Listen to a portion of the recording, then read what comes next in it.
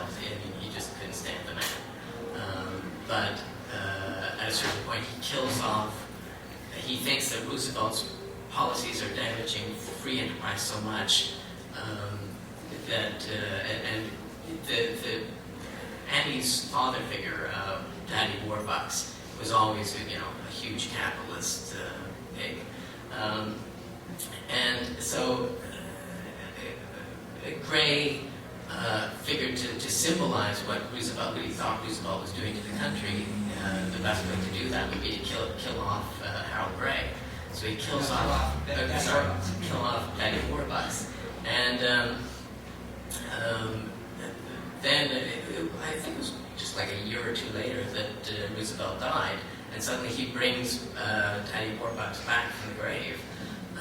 I think Daddy said something like, the air feels fresher right now. Yeah. I mean, in modern context, it would be like if Charles Schultz had killed Snoopy for a couple of years just because he didn't like Ronald Reagan. Right. But also, we're talking about drawing styles, and you're obviously so drawn to that specific look of what Harold Gray was doing.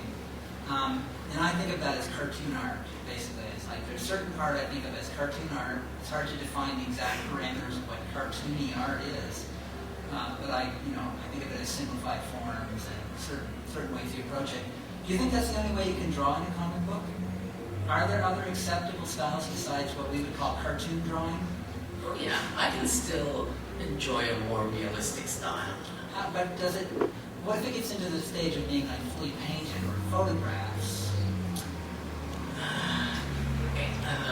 So far I haven't seen a painted comic that I've liked. I'm willing to believe it could be done. But yeah, I haven't seen it yet. Yeah, I'm fairly prejudiced against that idea myself. It seems to me like there seems to be some sort of natural progression in comics that led to this kind of cartoon simplicity that seems to work. And the great masters, whoever you look at, think of as the great masters of cartooning, generally seem to me to work in a cartoon style. Okay. Go back to one of my prepared questions. More than any other cartoonist I know, your career has undergone a progression of real direction shifts, starting out with black humor, then on to autobiographical works and surrealism, then historical fiction, etc.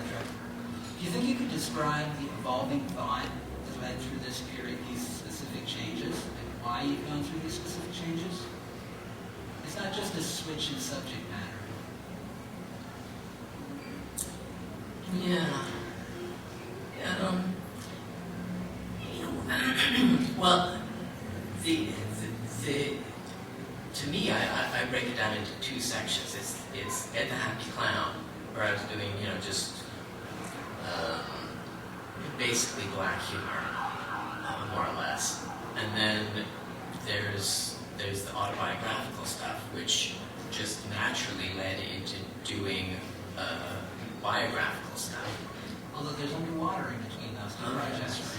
So where it's sort of a complete surreal, well, not complete surrealism, but you can lump it into surrealism, I suppose. Yeah, in a way that's a return to the Ed the Happy Clown stuff, since that was semi-surrealistic. Why'd you quit being Ed?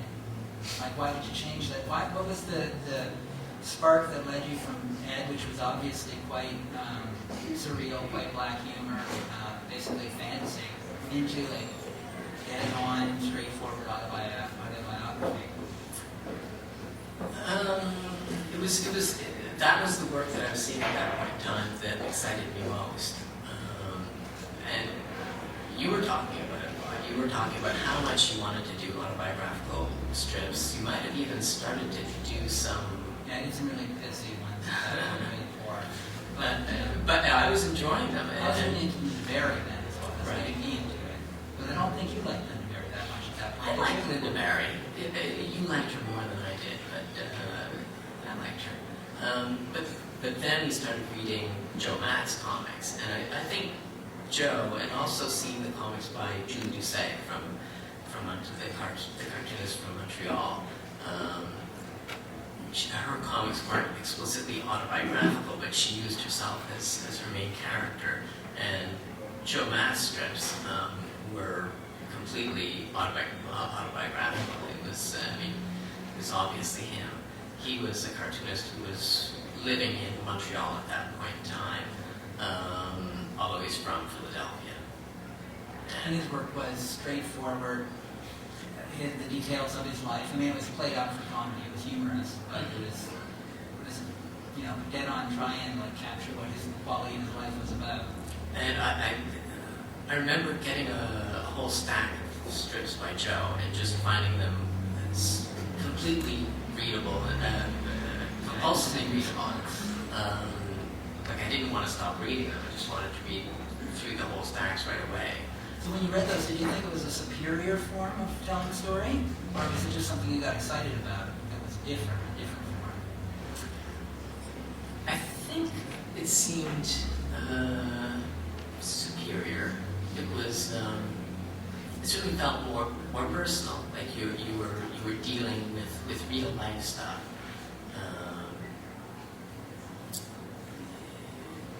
It was a shift too at that point. I think when you were doing Ed, you saw it as an open-ended series. That was your comic book. You were doing Ed the Happy Clown. That was your character. But with autobiography, I think you almost immediately switched. Well, maybe not immediately. You did a couple of short pieces, and then you did what we would call now a graphic novel, which was a contained story. So that must have had some form of a shift in thinking. Yeah. Well, with Ed the Happy Clown, the model I was going on was where the superhero comics came, because those were done. Those were open-ended serials with no ending.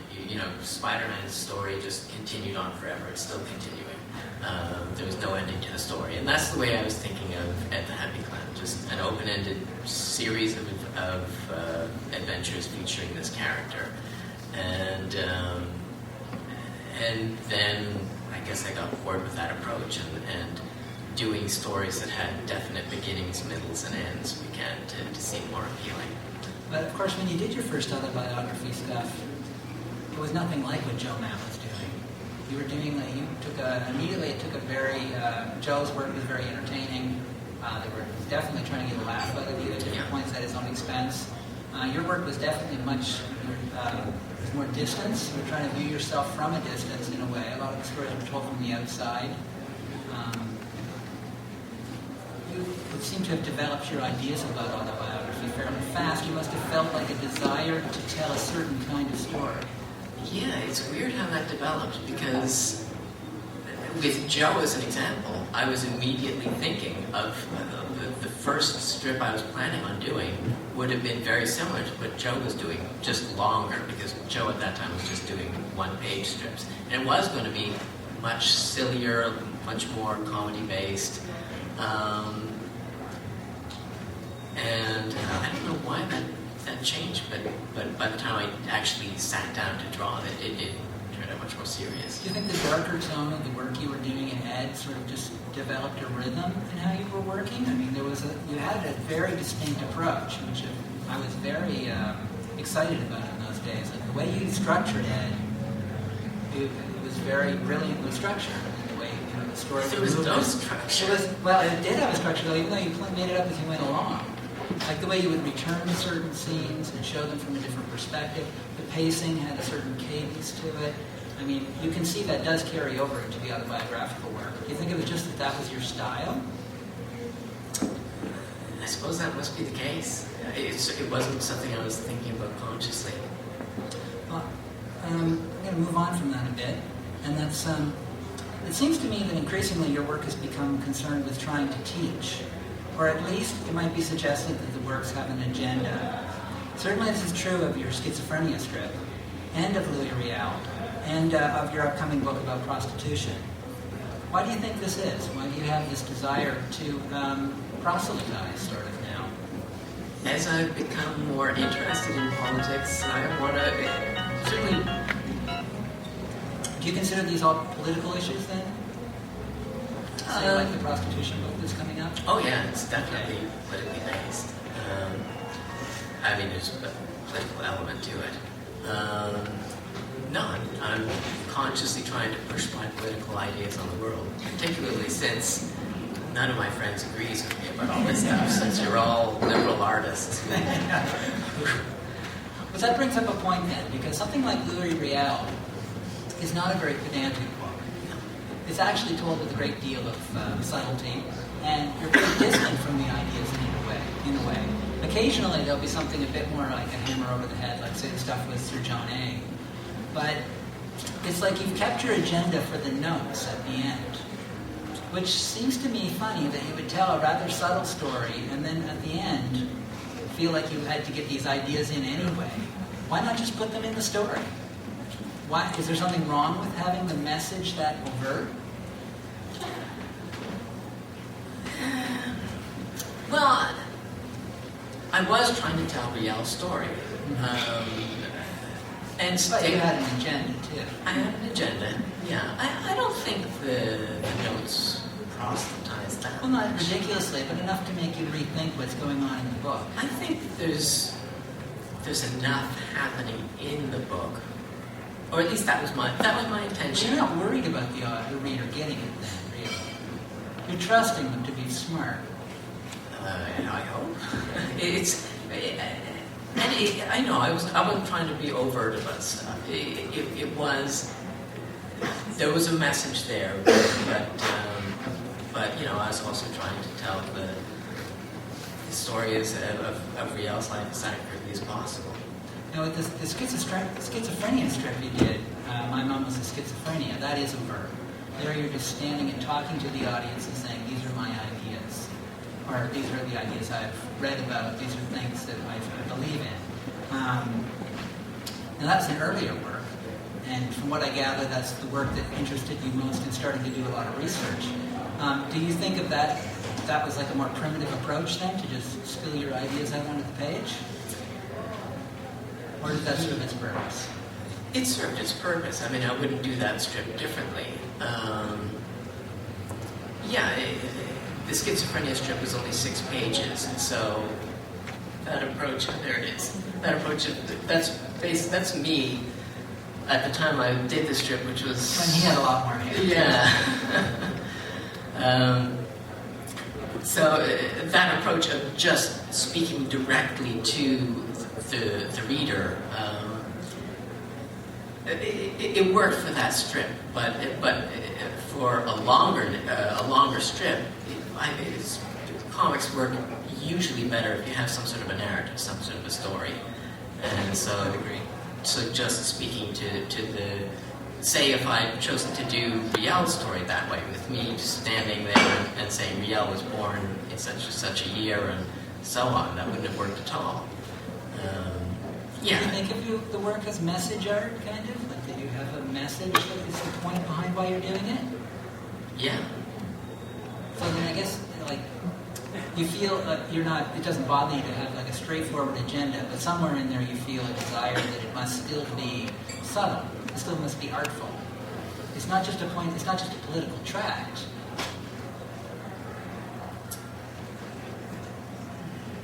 I don't care how people define it. I'm trying to get across political ideas, but... definitely using the soft sell, though.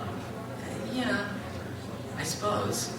I mean, I have a specific approach, a specific artistic style, and I'm presenting the ideas through that style.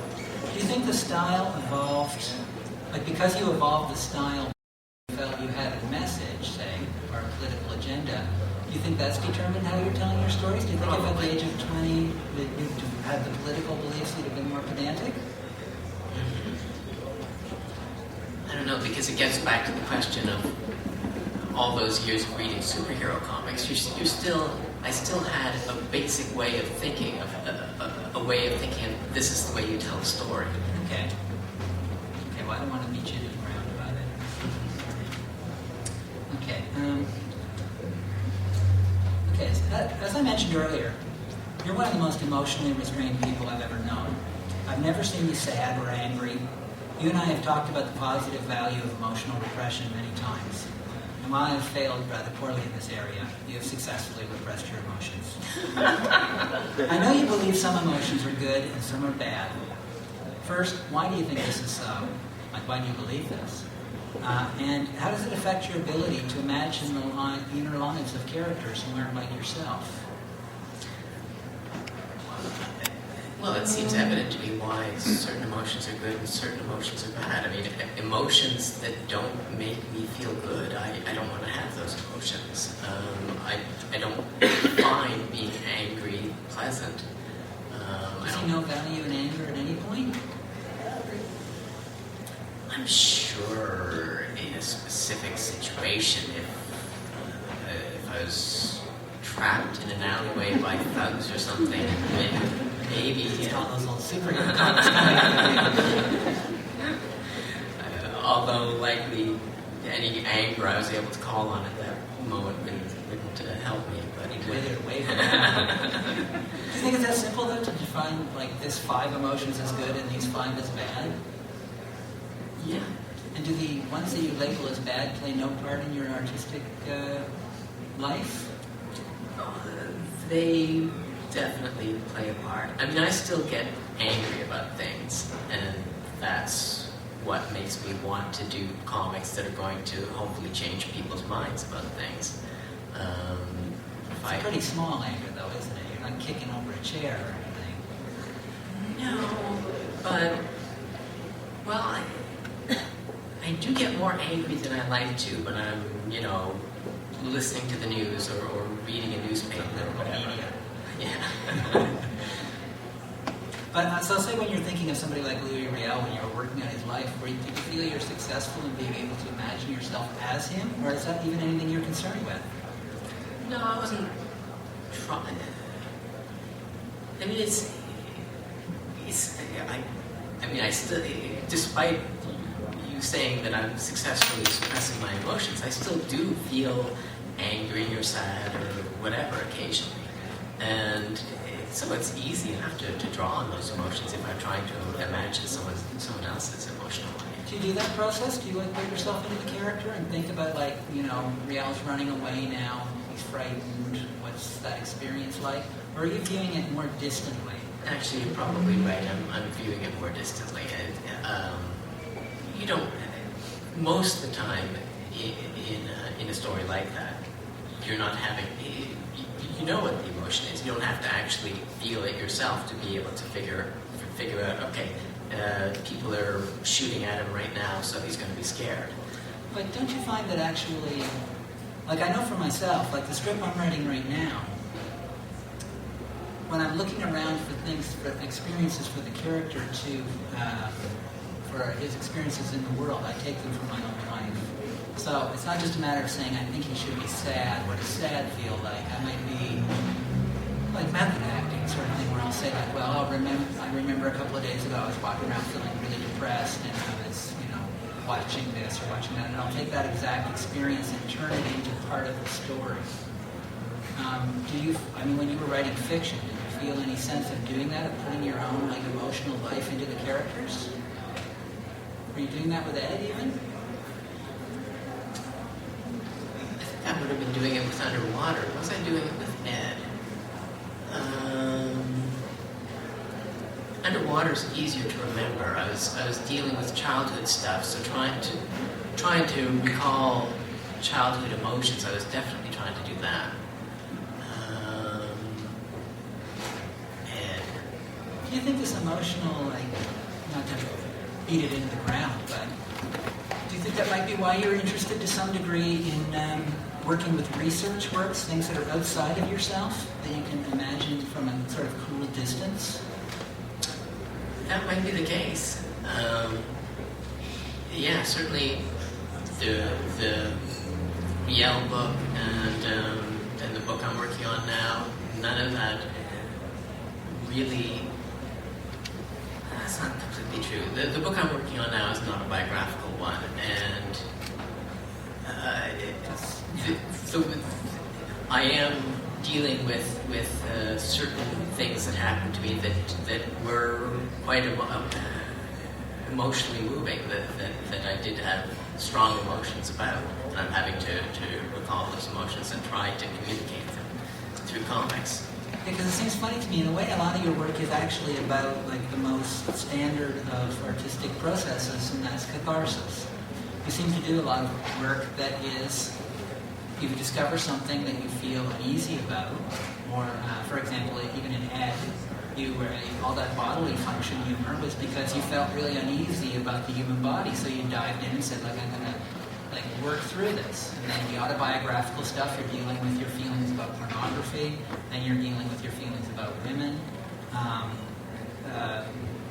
suppose on something, what I'm asking, I guess, is, was this stuff cathartic? Did you work things out in the work? It's hard to say if it was just working things out in the work or just a natural maturing process. An example would be in I Never Liked You, which was about my experiences in high school, showing bullies taunting me and teasing me. I remember before I did that book still being very angry about all that, and I probably was able to channel that into the work on the book. And then a couple of years later, thinking about those boys and having absolutely no anger anymore for when I thought about them. And I was wondering, did I get that out in the work, or would that have passed anyways, whether or not I'd done that book? I don't know. Well, I know sometimes when I've worked on specifically autobiographical works, I've found that making a comic story out of it sort of destroys the original memories. But later you actually find, like, you remember the comic story better than the actual memories. Yeah, I found exactly the same thing.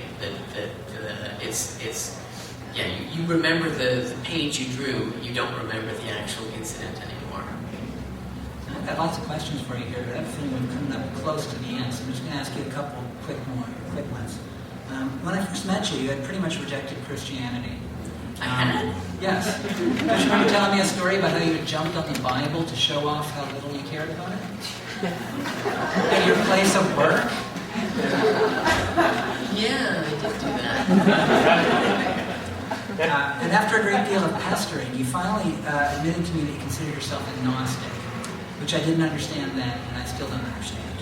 But I know that in the last decade... So I would have said that I was agnostic at the same time as I was jumping on the Bible? It was a little bit later, actually. Okay. Actually, it works the other way around. You told me you were agnostic first, and then about a month later you told me the Bible story. Anyhow, though, you've somehow returned... That doesn't make any sense. It doesn't, but that's how it happened, in my opinion. Okay. You've returned somewhat to Christianity in the last few years, in some form. What do you think of your interpretations of the Gospels you did during this earlier period now? And if you ever did finish them, would your change affect your approach? By the way, Chester adapted 2 of the Gospels and a plan to adapt all 4 into comics form.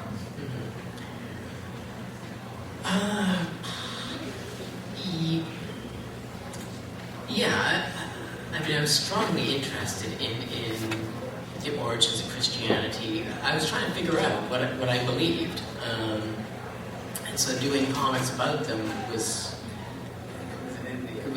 seemed the best way to study this stuff. Just as working on Riel later helped me to help me in my studies about history and politics and all that sort of stuff. You kind of work on what you're interested in. So, I remember being kind of confused about what I believed, not sure, and working on the comics probably helped to some extent, I suppose. Well, if I were to consider those Gospels you interpreted as message comics, I would not consider them as messages to make me go and follow Christianity. They actually seemed rather rude, and kind of taking a bit of delight in diffusing the material. Like, would you approach the material more reverentially now? Do you feel any more reverential towards the material, or do you just feel like you've come to terms with your feelings about Christianity? Well, I think I was to some extent respectful of the work, although I suppose many people would disagree with that. Yeah. They weren't as extreme as, say, Frank Stack's Jesus material. No. Well, I mean, and you certainly were respectful to the source material and that you were accurate in what you were doing and interpreting it. But certainly, you took a lot of liberties with it that would offend a lot of Christians, I think. Yeah, probably. Yeah, I probably would be more respectful now, I guess. Although it's, I mean, when I interrupted my work on Matthew, I wasn't done yet, so now I'd have to finish that. So am I going to, when I finish it, I am planning on finishing it. Am I going to finish it in the same style? That kind of brings up another point, actually. What's that? So you don't finish a lot of stuff. You didn't finish Ed, really. You cut it off halfway. Well, I came up with an ending. Yeah, threw an ending on. And then you didn't finish the Bible stories. I finished Mark. Oh, you finished Mark. You didn't finish the Gospels, though. I'm going to finish Matthew. And also, wasn't Underwater supposed to be like 3,000 pages? No, it was supposed to be 20 issues, and that's not the story you told me. You told me you were going to be working on it the rest of your life. No, I didn't. Yes, you did. I said all along the intention with Underwater was to keep it to somewhere between 10 to 20 issues. You did like 13 or something, didn't you? Why didn't you just make it to the 20 then? Because I had like hundreds to go. Because the story kind of blew up under me. I was pacing it wrong. To tell the story I originally wanted to tell at the pace I've been telling it, it would have taken something like 300 issues. I should have written out the script all ahead of time so that I could have fit it into 20 issues. Or I would have been able to see, hey, wait a sec, this is taking way too long. I've got to, cut out some stuff here. Okay. So it was a pacing problem. But the intention all along was to keep it to 20 issues. Well, I remember at some point you said to me, maybe this is when you realized it was a pacing problem. You said, this is going to be my life's work. Is that implying that it I was worried stop? that it was going to turn out to be my life's work. Okay. Well, I think we've talked about an hour probably. And even though I got quite a few questions I could still ask you, maybe I should just ask if the audience has a question or two, and then we should wrap it up maybe. Does anyone out there like to ask a question? There's a mic. Oh, there's a mic? Yeah. Okay. The people in the back.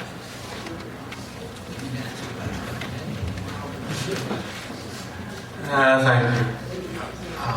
I was just curious. I grew up in Saskatchewan, so the Louis Riel story was part of my education, and I was just wondering if you had been to Batoche and the animatronic.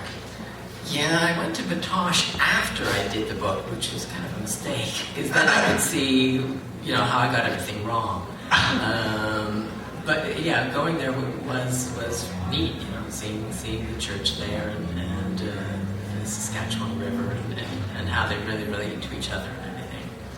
And secondly, I just have to say that I really appreciate all of your work. It influenced me greatly.